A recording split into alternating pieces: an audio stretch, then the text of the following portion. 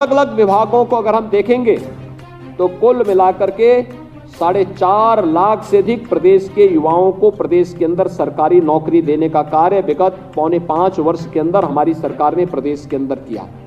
और प्रक्रिया इतनी पारदर्शी और ईमानदारपूर्ण थी कि किसी को भी न सिफारिश करने की आवश्यकता महसूस हुई और न कहीं कोई उस गलत विसंगति का शिकार हुआ जो पहले 2017 के पहले होता था।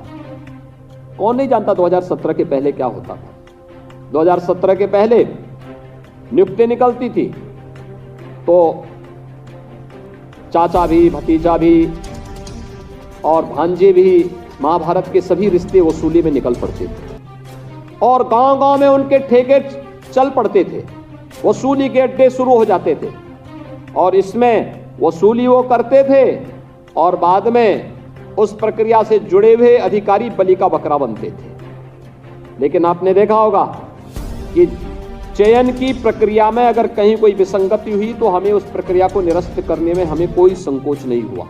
और फिर हमने देखा कि इस चयन की प्रक्रिया में कौन कौन लोग जिम्मेदार हैं, उन लोगों के साथ इतनी सख्ती के साथ सरकार ने निपटने का कार्य किया। तो उसमें बहुत सारे लोग अभी भी जेल के अंदर बैठ करके अपनी जिंदगी को गुजारने के लिए मजबूर हो रखे हैं, पूरी सख्ती के साथ उनके साथ, क्योंकि सरकार ने पहले दिन ही इस बारे में कहा था कि हम अपराध और अपराधियों के प्रति जीरो टॉलरेंस की नीति के तहत कार्य करेंगे।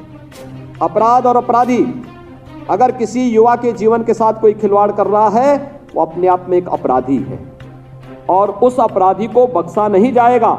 ये प्रदेश सरकार ने पहले दिन तय किया था और प्रदेश सरकार ने इसका 4.5 वर्ष तक अक्षरशः पालन किया। आज यही कारण है कि चयन की प्रक्रिया न केवल पारदर्शी और ईमानदारपूर्ण तरीके से आगे बढ़ी है, बल्कि आज प्रदेश के युवा तेजी के साथ शासकीय नौकरियों में और देश के अंदर विभिन्न उन शासकीय सेवाओं में जाकर के अपनी सेवाएं दे रहे हैं जो उसकी अंतःकरण के भाव थे।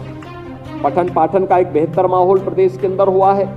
चयन की प्रक्रिया पूरी पारदर्शी तरीके से आगे बढ़ी है और योग्यता के आधार पर हर एक वर्ग को उसके अनुरूप वह सेवाएं प्रदान करने का भी एक अवसर प्रदेश सरकार आज प्रदान कर रही है। लेकिन भाइयों बहनों, हम सबको इस बारे में देखना होगा कि अगर प्रदेश सरकार इतनी ईमानदार तरीके से इस पूरी प्रक्रिया को आगे बढ़ा सकती है तो फिर आपका दायित्व भी बनता है उत्तर प्रदेश शासन की मंशा के अनुरूप इसी पारदर्शी तरीके के साथ शासन में जो भी प्रशासनिक व्यवस्था में जिस भी दायित्व का निर्वहन करने की जिम्मेदारी आपके ऊपर आती है, पूरी जवाबदेही के साथ अपने दायित्वों का निर्वहन करना।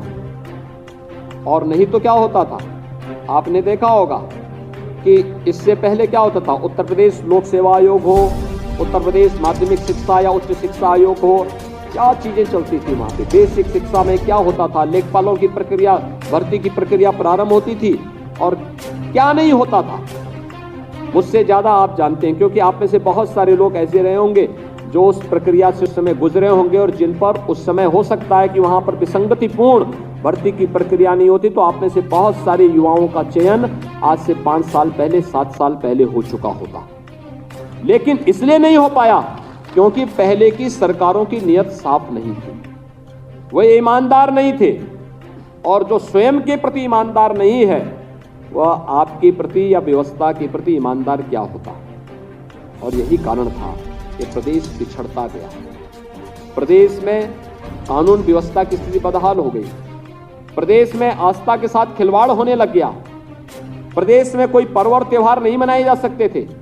उत्तर प्रदेश का कोई नौजवान उत्तर प्रदेश के बाहर कहीं जाता था, उसके सामने पहचान का संकट खड़ा होता था। उत्तर प्रदेश आबादी की दृष्टि से सबसे बड़ा प्रदेश तो रह गया था, लेकिन विकास की प्रक्रिया में वर्ष दर वर्ष वह पीछे की पायदान की ओर दरकता गया, भागता गया, आगे की बढ़ने की उसने कभी सोची ही नहीं फिर। लेकिन पिछले 5 वर्ष के अंदर यही उत्तर प्रदेश जो देश के अंदर देश के विकास में बाधक माना जाता था, आज वही उत्तर प्रदेश देश के अंदर विकास में अग्रणी भूमिका का निर्वहन कर रहा है।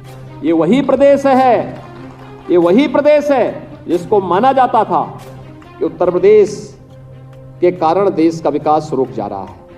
आज यही प्रदेश देश के अंदर चलने वाली भारत सरकार की 50 योजनाओं में नंबर 1 की भूमिका पे अग्रणी भूमिका के साथ पूरे देश को लीड कर रहा है। ये वही प्रदेश है जिसमें लोग कहते थे अरे निवेश की बात तो दूर, स्वयं की सुरक्षा हो जाए ये गनीमत है।